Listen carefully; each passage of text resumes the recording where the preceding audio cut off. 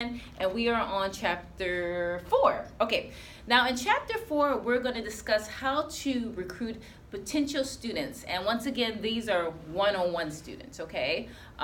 Teaching one-on-many students is a different strategy. If you want to know about that, please contact me. Okay, so step 1, and I'm going to be looking at the book a lot because I wrote a lot of steps in here.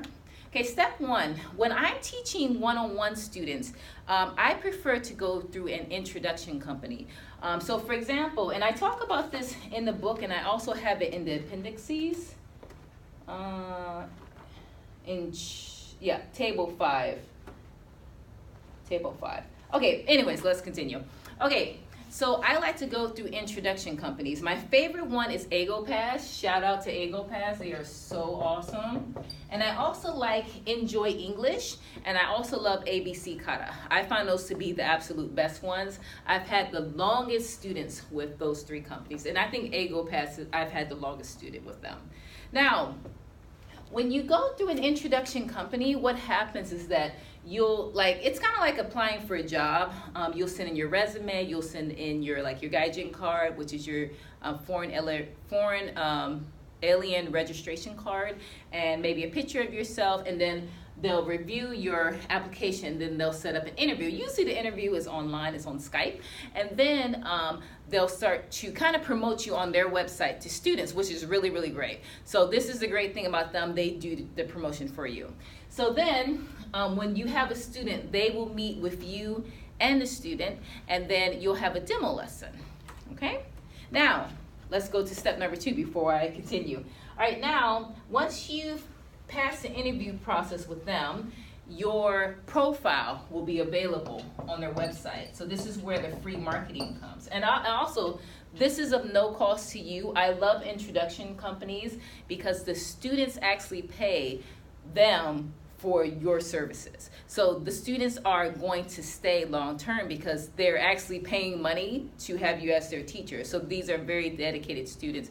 I prefer this than meeting students off the street, for example, and that's for one-on-one lessons. One-on group lessons, that's a different strategy, okay?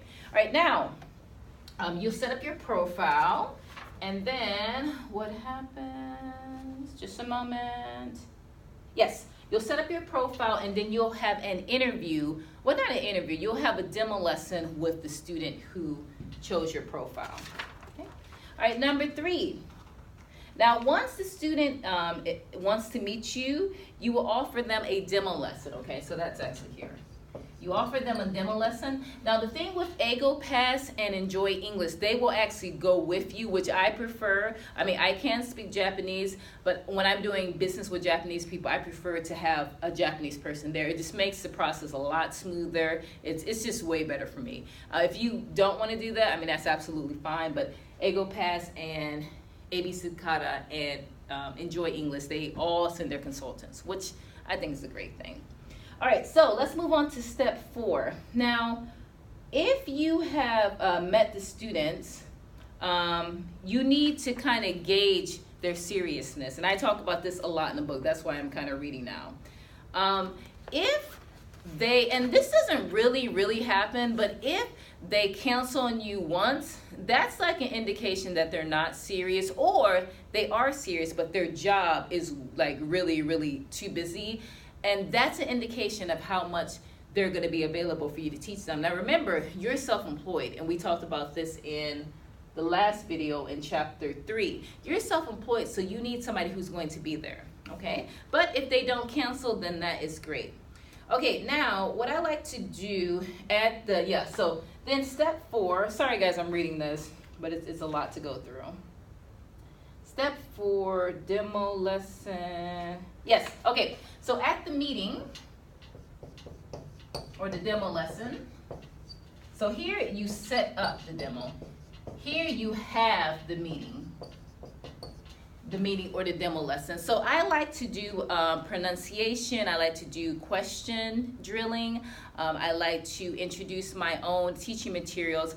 I have shown those to you guys in the past. I don't have any on me right now, but I do my own workbooks. I'll probably show you in the next in the next few videos. But anyways, so I like to show them that so that I can get a gauge of where their English is, and I need to know who they are. I need to know what their needs are so that I can help them meet them.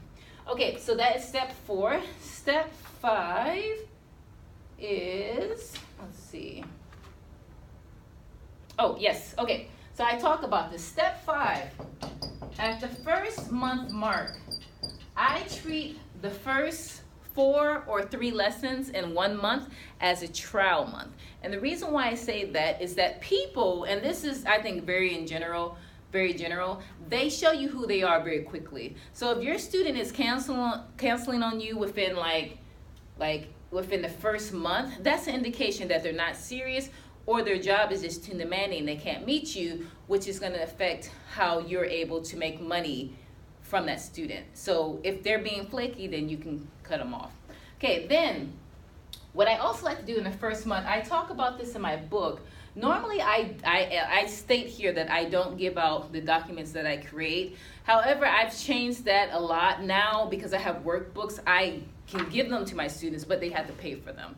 Before, I was creating them and not charging my students, and I didn't think it was fair for them to get, you know, these documents that I created if they weren't going to continue to take my class. But now I feel a little bit different. If you have workbooks you've already created, there's nothing wrong with them having to purchase that.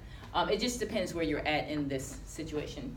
Okay, and then I talk about the 6 month. No, not 6, excuse me, 3 month. So at the 3-month mark, I wrote in my book that I will give them the documents that I have created. But once again, like I said, I have my own workbooks now that they can purchase. So you'll have to be a judge of character. If you don't have your own documents, what you could do is use others. I mean, that's what I think a lot of teachers do. We kind of borrow from each other.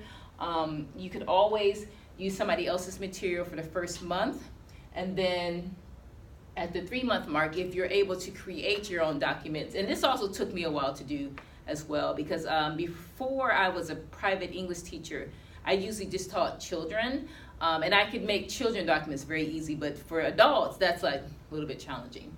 All right, so these are the steps you need to follow in chapter 4. Sorry that was lengthy, but I wrote a lot about it in this book.